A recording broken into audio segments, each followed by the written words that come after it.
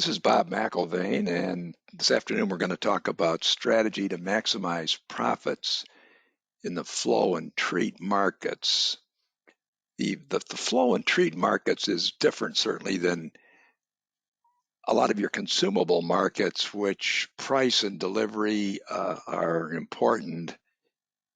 And in the flow and treat markets, performance is often much more important than price and delivery. And in fact, there's about a $300 billion segment of the flow and treat market where performance is a key aspect of any purchasing decision, and any lowest total cost of ownership is heavily weighted to that product which will perform best. So here we're looking at many of the typical tools, SWOT, five forces, PESTLE, and so forth, that are used for strategy and competitive analysis across industry and across the consumer markets. But for the flow and treat market, particularly, and very likely for many others, the most profitable market approach is more effective generally.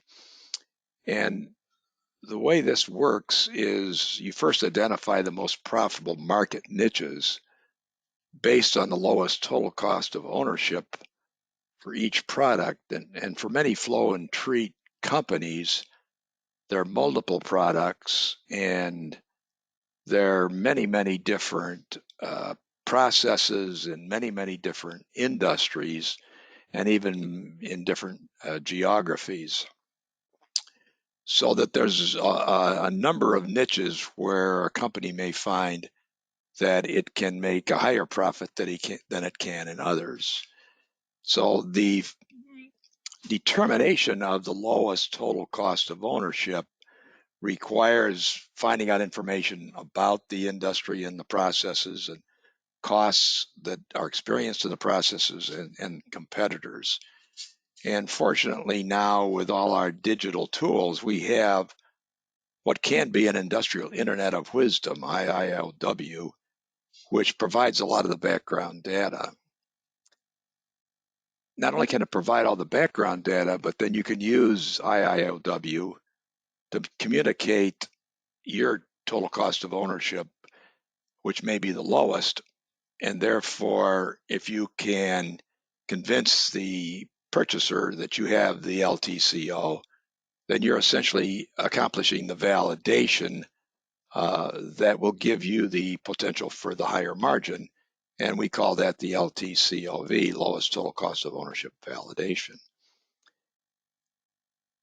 The IIOW is also desirable to continually evaluate each niche and revise a content marketing program accordingly. Your competitors are going to be making changes. There are going to be new products, new applications, etc.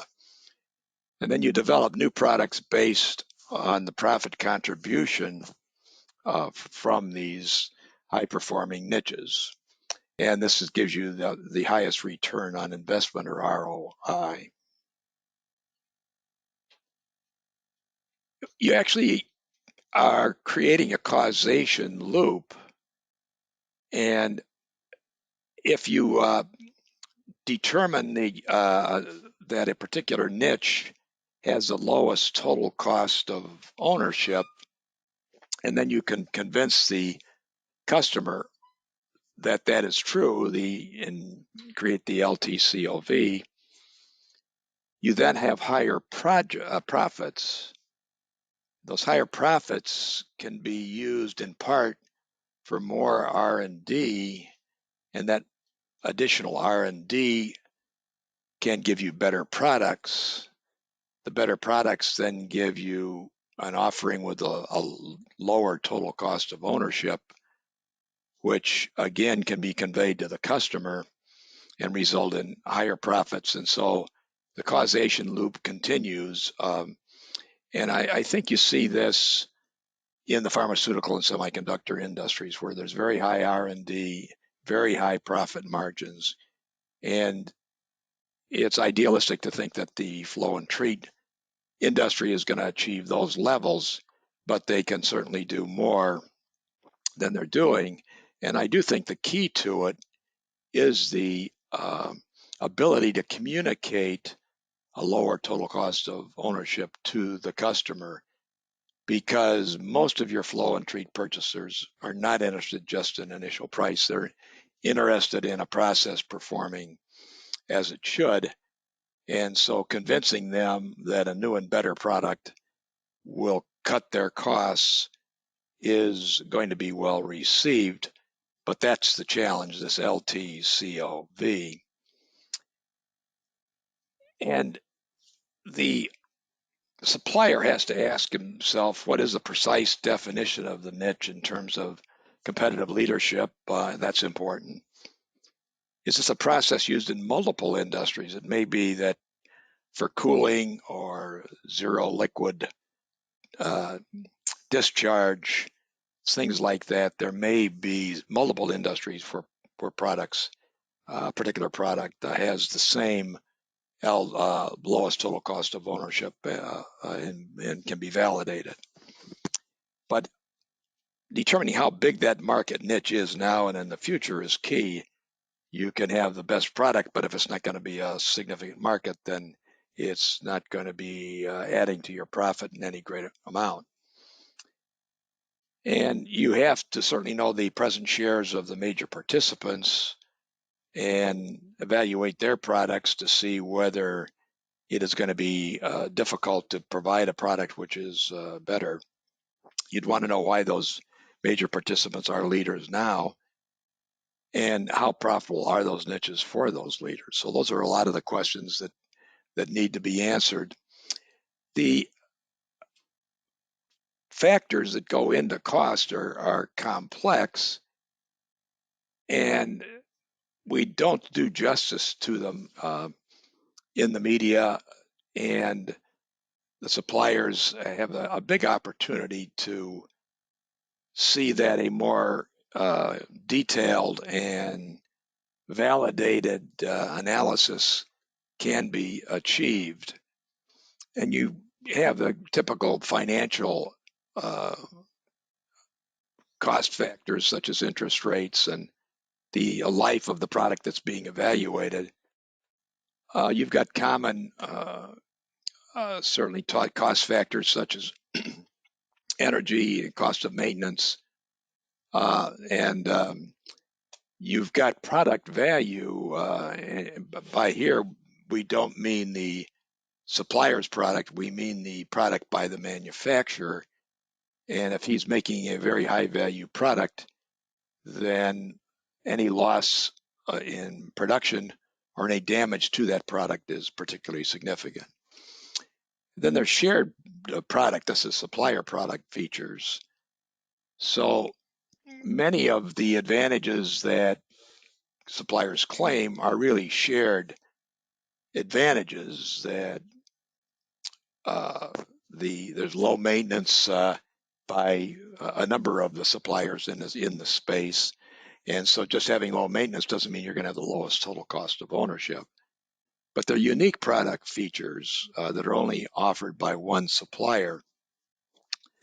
But that is the challenge, is to be able to convince a end user that there is a unique feature to your product, and then to show him why that is going to cut the cost of ownership. You end up creating a maze of niches, and then you have to determine which ones to proceed by profit projections in each niche, and determining which ones are going to be most suitable for the funds resources that are available. Obviously, the competitors have to be analyzed continually. And so you have a fairly extensive process that needs to be ongoing.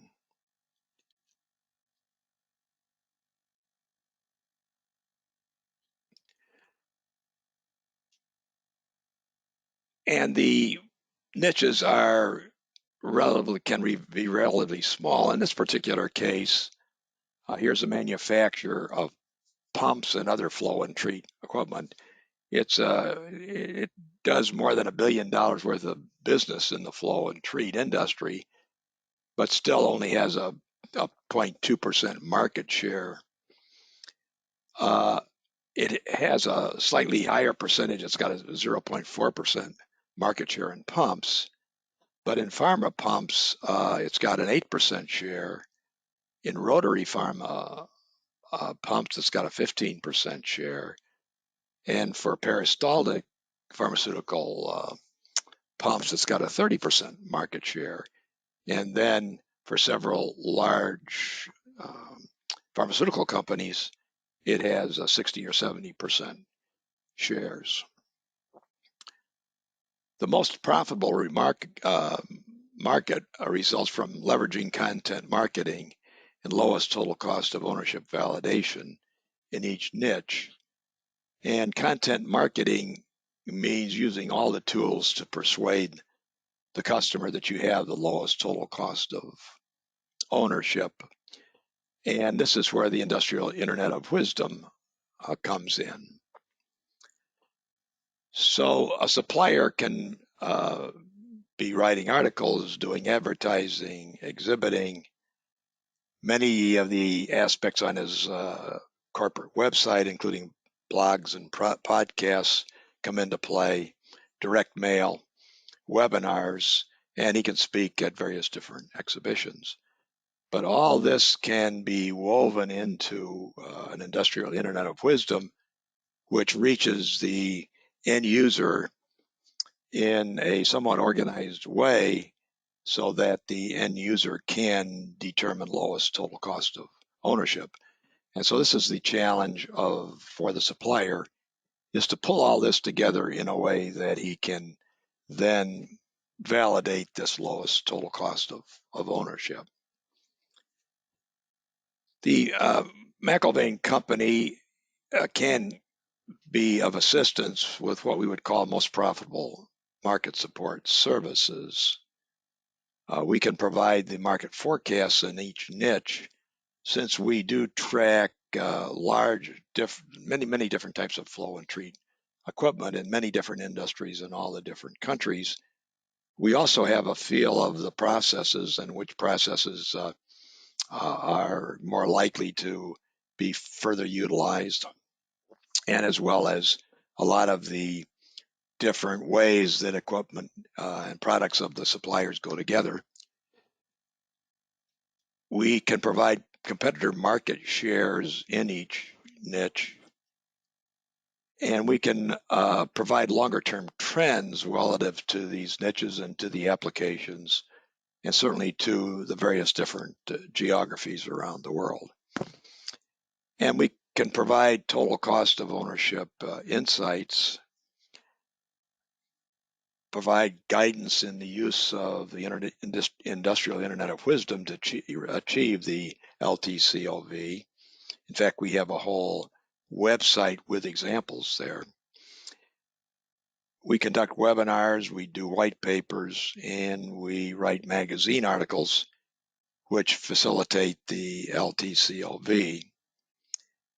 We can provide advice on both organic and inorganic growth.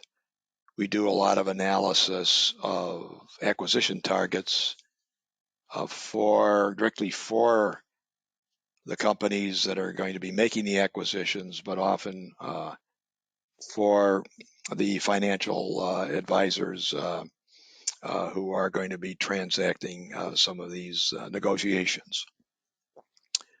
McIlvaine publishes many multi-client flow and treat market reports and databases, which can be used in conjunction with the consulting services. And here's a link to all that.